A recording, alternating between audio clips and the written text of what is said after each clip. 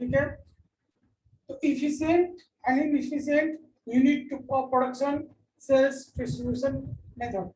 तो encourage motivate earn more with the efficiency, यानी जो जितना ज्यादा इफिशिएंट होगा वो उतना ही ज्यादा मनी अर्न कर सकता है। Unit wise production and salary distribution according to their efficiency level. For example, ठीक है, एग्जांपल हम लोग लेकर बना सकते हैं। एग्जांपल क्या होगा, पहले उससे पहले हम लोग देखेंगे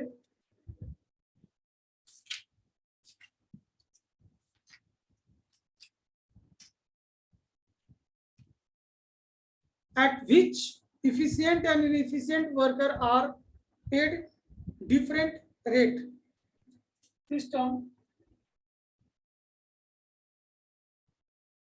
System at which efficient and inefficient worker,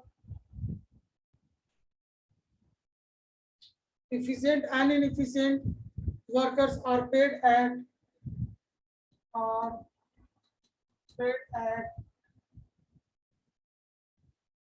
different rate। ठीक है, दैट मीन्स एक ऐसा सिस्टम जिसमें एफिशिएंट और इनएफिशिएंट वर्कर को डिफरेंट रेट के अकॉर्डिंग पेड किया जाता है। That means efficient get more and inefficient get less. And if, ठीक है, और efficient motivated to earn more and inefficient is in form of or encouraged to get more, for this they make ourselves efficient। ठीक है, दोनों ही case में ये benefit होता है कि जो एफिशिएंट वर्कर है, जो अपने आप को एफिशिएंट किया, कैलिबर किया, जो अपनी वर्किंग कैपेसिटी को इंप्रूव किया, वो ज्यादा अर्न कर सकता है। जो इनएफिशिएंट है वो खुद को एफिशिएंट के तौर पर डेवलप करे और वो भी अपनी अर्निंग कैपेसिटी को इंप्रूव कर सके। ठीक है, तो example, target 15 unit at the rate of ₹100 per unit। A efficient,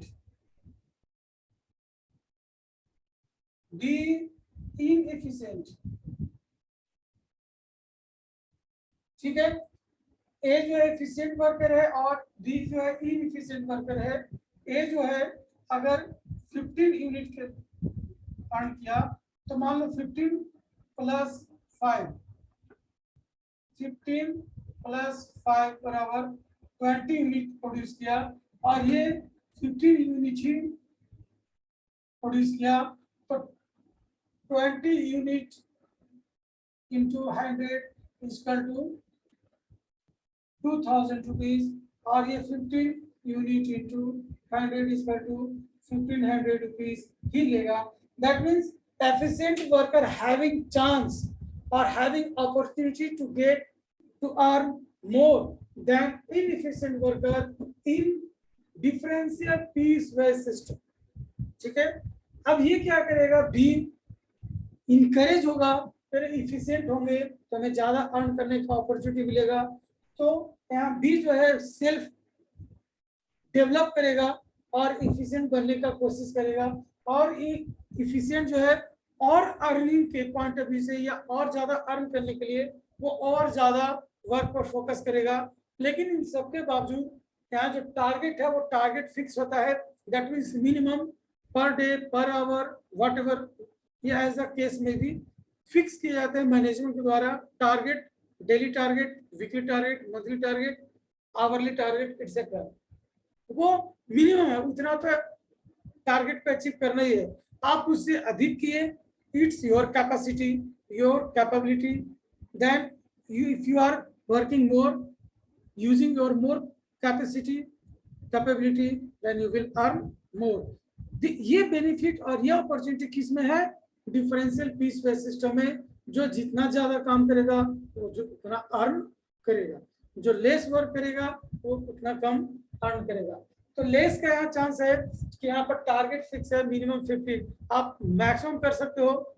अगर ये नहीं हो, डिफरेंशियल पीस वेज सिस्टम, एक यूनिफॉर्म सैलरी दिया जाए तो कोई भी वर्कर अपने टारगेट से ज्यादा पूरा नहीं कर पाएगा, काम नहीं कर पाएगा, यानी वो 15 तक ही बना पाएगा। क्योंकि दोनों ही केस में अगर मोर देन 15 यूनिट एवरीडे बनाता है तो भी उसको उतना ही सैलरी मिलेगा जितना 15 यूनिट्स बनाने वाले को। तो इस केस में वर्कर इफिशिएंट नहीं बनेंगे, वो अपने आप को टारगेट तक लिमिट कर लेंगे। इसीलिए साइंटिफिक टेक्निक ये कहता है टायलर साहब ने कि डिफरेंशियल पीस वेज सिस्टम होना चाहिए जिसमें इफिशिएंट और इनइफिशिएंट वर्कर के बीच डिफरेंस किया जा सके, और जो इनइफिशिएंट है वो मोटिवेट हो ज्यादा अर्न करने के लिए, और सेल्फ इंकरेज हो और ट्रेनिंग और डेवलपमेंट के थ्रू वो इफिशिएंट के कैटेगरी में कन्वर्ट हो। ये हो गया आपका डिफरेंशियल पीस वेज सिस्टम। तो यहाँ कई तरह से होता है सिस्टम। एक target increase decrease, piece after target per unit increase होगा। जैसे कि यहाँ पर 15 यूनिट है, 100 रुपीज पर यूनिट। अगर 15 यूनिट का टारगेट अचीव करता है, मोर देन 15 यूनिट के केस में वो 100 रुपीज से ज्यादा का सैलरी वो ले सकता है, ठीक है, वेजेस वो ले सकता है, इंसेंटिव ले सकता है। तो दोनों तरह से हो सकता है, विदाउट इंक्रीमेंट, या एक लिमिट के बाद अगर और यूनिट प्रोड्यूस करता है तो इंक्रीज्ड पर यूनिट पेमेंट किए जाएंगे। जैसे आप लोग देखते होंगे कुछ सर्विसेज में ओवर टाइम फैसिलिटीज मिलते हैं। ओवर टाइम, तो ओवर टाइम में क्या है कि अगर आप ज्यादा काम करते हो तो उसके लिए अलग से इंसेंटिव बनता है, वेजेस बनते हैं। तो वो 8 आवर का नहीं होता। अगर किसी ने 8 फुल डे 8 आवर्स का वर्क किया, दैट मीन्स वो उसका एक नॉर्मल कोर्स ऑफ वर्क हो गया, नॉर्मल टाइम ऑफ वर्क हो गया 8 आवर्स। लेकिन अगर वो ओवर टाइम करता है तो over time 4 hours a day माना जाता है। यानी अगर आप 4 आवर्स करते हो तो वो एक दिन का ड्यूटी काउंट किया जाएगा। तो 4 आवर्स और एडिशनल करते हो तो एक और दिन का सैलरी ऐड किए जाएंगे। यानी 8 hours plus 8 hours full day, 4 hours, ये हो गया आपका ओवर टाइम। तो total 12 hours, that means 2 days, ठीक है। 8 आवर्स आपको 1 डे हो गया, और एडिशनल यानी ओवर टाइम आप 4 आवर्स किए तो 1 डे मोर, यानी 2 डेज का आपको सैलरी या कमीशन या वेजेस मिलेंगे। तो 8 आवर्स यानी इफिशिएंट है तो ज्यादा काम कर सकता है। अगर ज्यादा काम करने का opportunity, that means earning opportunity increase. तो ये हो गया सर्विसेज में, जैसे रेलवे वगैरह में होते हैं। लेकिन अगर जहाँ पीस वाइज होता है, यूनिट वाइज प्रोडक्शन है, तो वहाँ यूनिट वाइज उनको इंसेंटिव प्रोवाइड किया जाता है, ठीक है। कुछ सर्विसेज में ओवर टाइम फैसिलिटी होते हैं, that is also a differential piece wage system. जो इफिशिएंट है वो एक्स्ट्रा काम कर सकता है और एक्स्ट्रा अर्न कर सकता है। Next one is mental revolution, clear? Mental revolution,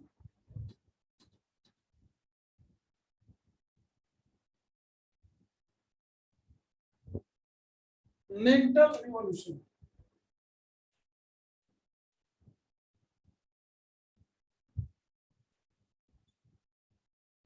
ठीक है। मेंटल रिलेटेड टू माइंड, ठीक है, related to mind, that means attitude related to mind, related to attitude of the worker, ठीक है। That means related to mind, attitude, thinking, ठीक है। यानी उसकी क्या थिंकिंग होती है, उसका मतलब वर्कर्स का एटीट्यूड कैसा है, थिंकिंग कैसा है, माइंड सेट, दैट मीन्स अपने ऑर्गेनाइजेशन और अपने सुपीरियर के अगेंस्ट उसका क्या माइंडसेट है, एटीट्यूड है, थिंकिंग है, ये बदलना, that is called mental revolution. यानी mental attitude, change in mental attitude, change towards organization, ठीक है, change towards organization aim, objective etcetera. यानी ऑर्गेनाइजेशन का जो एम है, जो ऑब्जेक्टिव है, उसके अकॉर्डिंग अपने माइंड को, एटीट्यूड को, थिंकिंग को चेंज करना, that is called mental revolution. Normally एक ऑर्गेनाइजेशन में बहुत सारे ग्रुप्स होते हैं, वर्कर्स होते हैं, that is management and workers. ये दोनों ग्रुप्स एक दूसरे के अपोजिट वर्क करते हैं। That means management always against, sorry, generally against the worker. He think that workers are having less work and they are not putting their full effort on their task or during performing the work.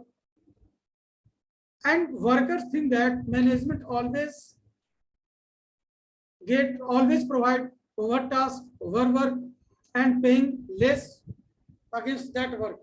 यानी management ज्यादा काम कराते हैं, कम paid करते हैं, और management सोचते हैं कि वर्कर काम नहीं करता, जो टास्क मिलता है उस टास्क को बहुत कम करते हैं, फुल एफर्ट नहीं लगाते, अपना 100% एनर्जी और इफिशिएंसी यूज नहीं करता, जिससे वर्क एक्यूरेट नहीं होता, वेस्टेज ऑफ रिसोर्सेस होते हैं। ये थिंकिंग मैनेजमेंट का होता है अगेंस्ट द वर्कर। ये थिंकिंग को चेंज करना, that is called mental revolution, because change का सेंस है कि both are interdependent, interlink, management for worker and worker for management. अगर मैनेजमेंट है, वर्कर नहीं है, तो मैनेजमेंट का कोई एग्जिस्टेंस नहीं है। वर्कर है, मैनेजमेंट नहीं है, तो वो मैनेज कैसे होगा? सभी लोग अपने मन के मालिक होंगे और वर्क एक प्लान वे में और एक सिस्टमेटिक में परफॉर्म नहीं होगा। इसलिए वर्कर्स का वर्क मैनेजमेंट के थ्रू डिपेंड होता है, और मैनेजमेंट तभी तक है जब वहां पर वर्कर्स हैं, तभी वो मैनेजमेंट एक्टिविटी परफॉर्म कर रहा है। ठीक है, दोनों का एक ही एम होता है मैनेजमेंट का कि इंक्रीज द प्रोडक्टिविटी, और वर्कर्स का है, sorry, management aim is to maximise the profit and workers aim to increase the productivity. वो अपने हार्डवर्क से प्रोडक्टिविटी को इंक्रीज करेगा, और मैनेजमेंट अपने मैनेजरियल कैपेबिलिटीज के थ्रू प्रॉफिट को मैक्सिमाइज करेगा। ठीक है, और अगर उसकी प्रॉफिट मैक्सिमाइज होती है तो उसका कुछ share, that means some part of extra profit और surplus profit must be reimbursed, must be given back to the workers for their hard effort, hard labor. ठीक है, उसको जितना सैलरी मिलता है, वेजेस मिलते हैं, उसके बाद भी सरप्लस प्रॉफिट में उसको कुछ शेयर्स मिलना चाहिए। That means this surplus is generate with the help of hard work of workers, so must be they are share in that surplus profit. ये मैनेजमेंट का थिंकिंग होना चाहिए कि वर्कर्स के हार्ड वर्क से ही सरप्लस प्रॉफिट हुआ, उस profit में वर्कर्स का भी शामिल करना, उसके बीच डिस्ट्रीब्यूट करना। That means worker get motivated कि वो हार्ड वर्क के बदले में उसको रिवार्ड मिला, increase salary, bonus, commission etcetera. ठीक है, तो दोनों के जो एक दूसरे के अगेंस्ट थिंकिंग है उसे चेंज करना, this is one of the techniques developed by the Henry Fayol, sorry, developed by the Taylor as mental revolution. Clear? इसमें बेसिकली दो चीजें होती है, एक change in mental attitude, change in mental thinking, and second is cooperation. ठीक है, cooperation, cooperation between group, different group of the factory और company और ऑर्गेनाइजेशन। ठीक है, ये दो तरह से वो कर सकता है। Next one is some modern techniques, that means जो इंपॉर्टेंट टेक्निक्स है वो है कैजन, 6 sigma important techniques. ये हम इसको निकाल लेते हैं.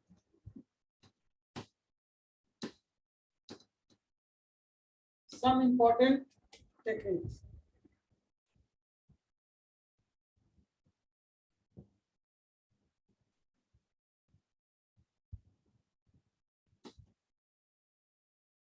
फर्स्ट है 6 सिग्मा. ठीक है, 6 sigma. That means capability of workers. It reduce the manufacturing defects. ठीक है, 6 sigma it focus on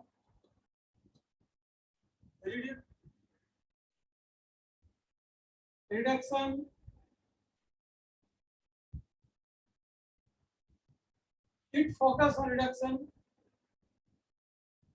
in manufacturing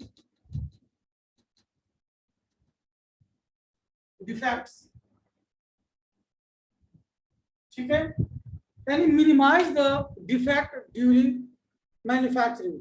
जो भी गुड्स मैन्युफैक्चर किया जाता है उसमें कुछ डिफेक्ट्स होते हैं, कुछ प्रॉब्लम्स आता है जिससे गुड्स जो है डिफेक्टिव बन जाता है. That means wastage of resources selected. अब ये डिफेक्ट्स मेजर भी हो सकते हैं, माइनर भी हो सकते हैं. तो वो सभी तरीके, वो मेथड, वो वेज जिससे इस डिफेक्ट को मिनिमाइज किया जा सके, दैट इज कॉल्ड 6 सिग्मा. ठीक है, it refers to improving efficiency by reducing quality variations. That means increasing efficiency और capability of their business process. जो उसका business process है उसकी capability को increase कर दिया जाता है, और जो quality variations है जिसकी वजह से defects होते हैं, wastage of resources होते हैं, उसको minimize करना. क्वालिटी वेरिएशंस होता है, मतलब बहुत तरह के क्वालिटी का प्रोडक्ट बनाते हो तो इससे डिफेक्ट्स होने की पॉसिबिलिटीज बढ़ जाता है, तो उसे रिड्यूस करना और efficiency of the man, material and machines को इंक्रीज करना, जिससे मैन्युफैक्चरिंग डिफेक्ट्स को कम कर सके, वेस्टेज ऑफ रिसोर्सेज हो वो कम हो सके. ठीक है, नेक्स्ट वन है कैजन. ये इंपॉर्टेंट है. ये एक जापानीज वर्ड होता है जिसका मीनिंग है, यानी एक वर्ड है जापानीज जिसका मीनिंग होता है चेंज फॉर बेटर और इम्प्रूवमेंट, और चेंज फॉर बेटर यानी कुछ अच्छा करने के लिए चेंजेस लाना और इम्प्रूवमेंट करना अपने production technique, process, method etcetera. यानी जो भी वो प्रोडक्शन एक्टिविटी है उन सभी में इंप्रूव करना, यानी वो सभी तरीके जिससे वर्कर्स का काम आसान होता है, दैट इज कॉल्ड काइजन. यानी management always think that which method is, और always think and involve in research to improve their working efficiency every time. यानी वो सभी प्रक्रिया, प्रोसेस और थिंकिंग जिससे डेली वर्क जो वर्कर्स करते हैं उसके मेथड को और आसान और इजी बनाया सके, जिससे प्रोडक्शन में जो इन्वॉल्व है वो बहुत आसानी से उस टास्क को कंप्लीट कर सके. यानी हर काम को और आसान बनाने के बारे में सोचना, रिसर्च करना, दैट इज कॉल्ड काइजन. ठीक है, it is a Japanese word which means change for better. It is a daily activity which eliminate hard and difficult tasks by experimenting scientific method. जो भी हार्ड एंड डिफिकल्ट टास्क होता है उसे और कैसे easy बनाया जाए इस बारे में सोचना. ठीक है, साइंटिफिक मेथड डेवलप करना जिससे हार्ड वर्क को इजी में कन्वर्ट किया जा सके, दैट इज कॉल्ड काइजन. वो क्या करते हैं, सभी टास्क को डे टू डे एक्सपेरिमेंट करते हैं, रिसर्च करते हैं कि जो अभी प्रेजेंट मेथड है उससे भी और आसान कैसे करें, अगर वो आसान हो गया तो उसके बाद और सोचेंगे और आसान कैसे करें, इजी करें, यानी डिफिकल्टीज को मिनिमाइज करते रहना, दैट इज कॉल्ड कैजन। ठीक है, आज का क्लास यही ओवर करते हैं।